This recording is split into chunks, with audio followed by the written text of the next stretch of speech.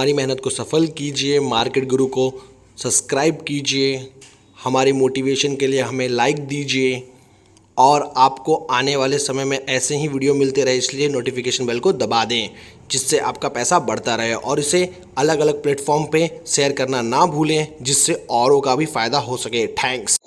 नमस्कार दोस्तों, मैं राकेश सिंह सूर्यवंशी आप सभी का स्वागत करता हूं मार्केट गुरु में। मार्केट गुरु के इस वीडियो में मैं जो स्टॉक के बारे में जानकारी लेकर आया हूं, इस स्टॉक को मैं वहीं वापस चुन रहा हूं जहां पर मैंने आज से 1 साल पहले आप सभी को इस स्टॉक को रेकमेंड किया था, पर यह शेयर वहां से 22,000 रुपये तक गया और फिर स्प्लिट होने के बाद फिर से वहीं आ चुका है।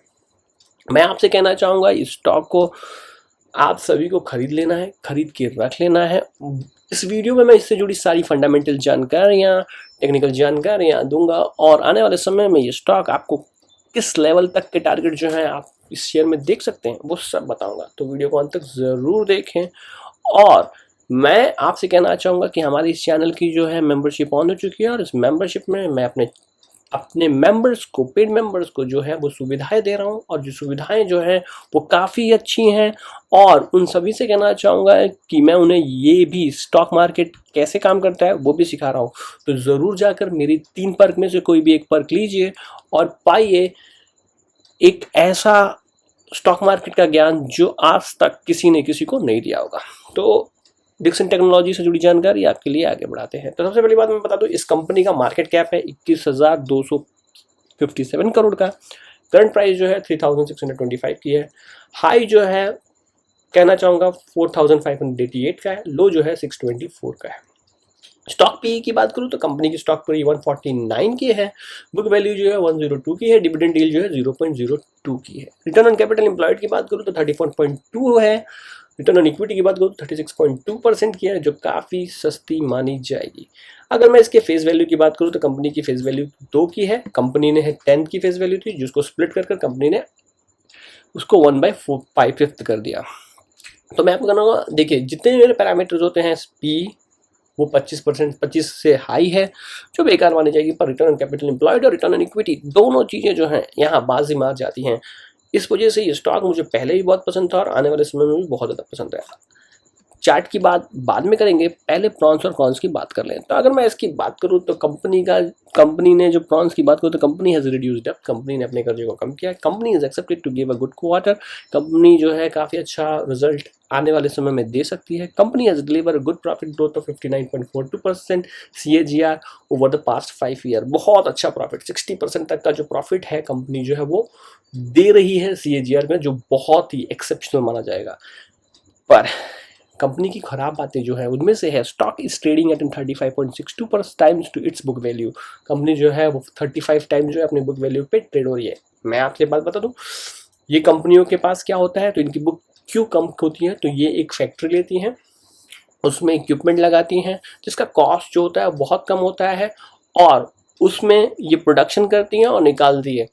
यानी प्रोटेक्शन करना और निकालने में ज़्यादा से ज़्यादा जो है एसेट्स नहीं लगता है, इसकी वजह से इनकी जो बुक है हमेशा कम होती है, पर जो सेल्स होता है वो काफ़ी ज़्यादा एक्सपोनेंशियल होता है। तो इसकी वजह से इनकी बुक कम है। जो हर कोई भी कंपनी जो है जो मैन्युफैक्चरिंग करती है उसकी हमेशा जो बुक होती है वो हमेशा कम ही होती है। अगर पीएस की बात करूँ तो ये कंपनी जो है जिस सेक्टर में है उसे कंज्यूमर ड्यूरेबल कहते हैं। इंडस्ट्री जो इलेक्ट्रॉनिक और कंज्यूमर्स हैं, इसका कोई भी सारणी नहीं है, मतलब कोई भी जो है कोई भी इसका पेयर जो है इसका कैपेबल नहीं है, इसलिए ये मार्केट लीडर है अपने सेक्टर में। डिक्सन टेक्नोलॉजी 3624 का रेट चल रहा है और 148.52 का जो है पीई है। मार्केट कैप 21,250 का। बाकी सब जो है बीपीएल है जो 9.99 है। इनमें से अधिकतर कंपनियां 1 क्वार्टर प्रॉफिट दिखाती हैं और 4 क्वार्टर नुकसान देखती हैं, इसलिए हमें इस सबको ध्यान में नहीं देना चाहिए। अगर मैं इसके दिसंबर 2020 की बात करूँ तो 2,183 करोड़ का सेल्स था। कंपनी का जो ऑपरेटिंग प्रॉफिट मार्जिन था 5% का था और कंपनी ने नेट प्रॉफिट किया था 62 का, जो काफ़ी अच्छा माना जाएगा। मैं अगर आपसे बात करूँ तो पिछले 12 क्वार्टर में सबसे अच्छा क्वार्टर जो है कंपनी ने पिछला क्वार्टर में डिलीवर किया था। अब अगर मैं सितंबर क्वार्टर की बात करूँ तो सितंबर में 639 था और प्रॉफिट था 52 का और ऑपरेटिंग प्रॉफिट मार्जिन 5% का ही था। पर अगर पिछले साल इसी क्वार्टर की बात करूँ तो दिसंबर 2019 में 994 का जो था कंपनी का सेल्स था, 30 28 करोड़ का जो है वो प्रॉफिट था और ऑपरेटिंग प्रॉफिट में 7% का था। अगर 7% का प्रॉफिट इस साल भी करती कंपनी तो काफ़ी अच्छा प्रॉफिट जो है हमें डिलीवर करती हुई दिखती, पर फिर भी इस कंपनी ने काफ़ी अच्छा जो है रिजल्ट जो है वो डिलीवर किया है और इसकी वजह से ये कंपनी जो है काफ़ी अच्छी लग रही है आने वाले समय के लिए। अब मैं एक्सेप्ट कर रहा हूँ मार्च 2021 में ये कंपनी किस तरह का रिजल्ट दे सकते हैं। मेरे हिसाब से कंपनी जो रिजल्ट डिक्लेयर कर सकती है वो 1800 से 2000 करोड़ का जो है वो सेल्स कर सकती है और प्रॉफिट जो हो सकता है वो 50 करोड़ से लेकर 65 करोड़ के बीच में हो सकता है। अगर कंपनी इस तरह का प्रॉफिट क्लॉक करती है तो ये कंपनी का जो प्रॉफिट हो जाएगा पूरे साल का, अगर मैं बात करूं तो ये कंपनी का, अगर मैं मान लूं 50-60 करोड़ का प्रॉफिट, तो कंपनी का जो प्रॉफिट हो जाएगा पूरे साल में वो काफ़ी ज़्यादा फैबुलस हो जाएगा, 174-175 का हो जाएगा, जो बहुत ही बेहतरीन होगा, जिसे हमें ध्यान से देखना चाहिए।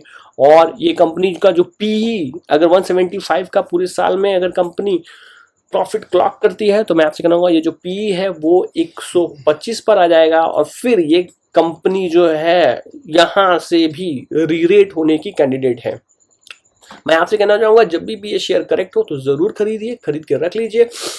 और लेवल्स जो है मैं आगे आपने टेक्निकल जो मैं आपको बताऊंगा तो उसमें आपके साथ साझा करूंगा, तो ज़रूर अभी वीडियो छोड़कर जाइएगा नहीं, देखते रहिए, आपके साथ सब कुछ शेयर करने वाला हूं मैं इस वीडियो में। सेल्स की बात करूं तो कंपनी जो है मार्च 2012 में 572 करोड़ का सेल्स करती थी, जो बढ़कर हो चुका है 5196 करोड़ का। मैं आपसे कहना चाहूँगा 9 टाइम्स जो है कंपनी का सेल्स बढ़ा है, जो फैबुलस है। कंपनी जो है पहले नेट प्रॉफिट जो था वो -7 करोड़ का था, जो बढ़कर हो चुका है 143 करोड़ का, जो बहुत फैबुलस है। ऑपरेटिंग प्रॉफिट यहाँ 1% का हुआ करता था, वहाँ 5% का हो गया है, जो फिर से बहुत ही ज़्यादा अच्छा माना जाएगा। अब अगर मैं कंपाउंड सेल्स ग्रोथ की बात करूँ तो कंपनी का पिछले 5 सालों में 30% का सेल्स ग्रोथ है, जो बहुत ही फैबुलस है। 3 सालों में 21% का है और टीटीएम की बात करूँ तो 18% का है। पर सबसे अच्छी बात इस कंपनी की है कंपनी का मुनाफा। कंपनी का मुनाफा पिछले 5 सालों में 59% का है, पिछले 3 सालों में 36% का है और टीटीएम में 31% का है, जो बहुत ही फेबुलस माना जाएगा। स्टॉक प्राइस सीएजीआर की बात करूं तो कंपनी ने पिछले 3 सालों में 77% का सेल्स किया है और पिछले 1 साल में 444% का सेल्स किया, जो फिर से बहुत ही बेहतरीन माना जाएगा। पर सबसे अच्छी बात return on capital employed company की हमेशा 25, 23 और 26% की रही है, जो फिर से बहुत ही अच्छी मानी जाएगी। इस कंपनी की सबसे अच्छी बात बताऊं, इस कंपनी की सबसे अच्छी बात है शेयर कैपिटल, जो सिर्फ 12 करोड़ का है और कंपनी का जो रिजर्व है वो है 584 करोड़ का। और अगर बोरिंग की बात करूं तो 89 करोड़ की है, जो फिर से बहुत ही फेबुलस मानी जाएगी। इस कंपनी के पास टोटल एसेट जो है, देखिए ध्यान से, कंपनी का टोटल एसेट 274 करोड़ से बढ़कर 2280 करोड़ का हो चुका है, जो बहुत ही अच्छा माना जाएगा। मैं आप सभी से डेप्टर डे की बात करूं तो इस कंपनी का डेप्टर डे जो है जहां 36 दिन का होता था वो हो गया 43 दिन का, जो थोड़ा सा कंसर्न का विषय है, पर आने वाले समय में कंपनी इस चीज़ को कम करती हुई दिखाई देगी। अब अगर इसके शेयर होल्डर पैटर्न पर आ जाऊं तो इसके प्रमोटर के पास पहले 38.93% जो होल्डिंग हुआ करती थी, जो घटकर हो चुकी है 35%, पर उस समय एफआईआई जो थे वो 8.92% थे, जो बढ़कर हो चुके हैं 20.31%। यानी कि इस स्टॉक में एफआईआई जो है वो बहुत ज़्यादा बुलिश है और वो अपनी position her quarter and quarter जो है वो बढ़ाते चले जा रहे हैं। अगर मैं पब्लिक की बात करूं तो कहाँ 28.91% था, जो अब हो गया है 29.40। पब्लिक की भी होल्डिंग जो है इसमें बड़ी है और इस शेयर में से निकलने वाले जो हैं वो डीआईआई को ये शेयर थोड़ा सा महंगा लगता है। मैं आप सभी से कहना चाहूँगा, उन्हीं को ध्यान में रखकर मैं आपसे कहना चाहूँगा जब ये शेयर करेक्ट हो तो ज़रूर खरीदिए, खरीद कर रख लीजिए। और करेक्शन कौन कौन से लेवल पर आ सकती है और कहाँ कहाँ आपको एक्यूमुलेट करते हैं, चलिए आपको टेक्निकल्स में जान लेते हैं। तो मैं आपसे कहना चाहूँगा, एक चीज़ कहना चाहूँगा, जहाँ पर आपको इस शेयर को खरीदना है तो सबसे पहली बात, इस शेयर का करंट मार्केट प्राइस चल रहा है वो चल रहा है 3625 जो है इस शेयर का जो है करंट मार्केट प्राइस चल रहा है। पर मैं आपसे कहना चाहूँगा एक्यूमुलेशन जोन का होना चाहिए, तो एक्यूमुलेशन जोन होना चाहिए, पहला एक्यूमुलेशन जोन 3290 के पास, यानी कि आपको 3325 3330 के पास आपको खरीदना है और इस लेवल का जो है आपको स्टॉप लॉस लगाना है।